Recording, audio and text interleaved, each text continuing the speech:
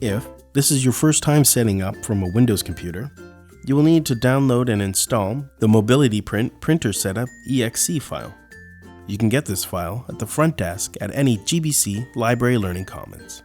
Once downloaded, you'll need to have your device Wi-Fi turned on and must be connected to the GBC network. Then, run the Mobility Print program.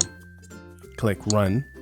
On some computers, you'll be prompted if you would like Mobility Print to make changes to your computer. Click Yes. You will need to select your preferred language and click OK. Check mark the I accept the agreement and then click Next. Now, under Print Selection, make sure you have Library BW Printing selected and Library Color Printing selected, and then click on Next. You'll be prompted to put in your username, which is your student number, and a password, which is your StuView password. Once installation is complete, click on Finish. The printers are now installed. Now you can find newly installed printers in your printer drop-down list in the Printers option/destination of any program. You can pick up your prints from any Library Learning Commons printer.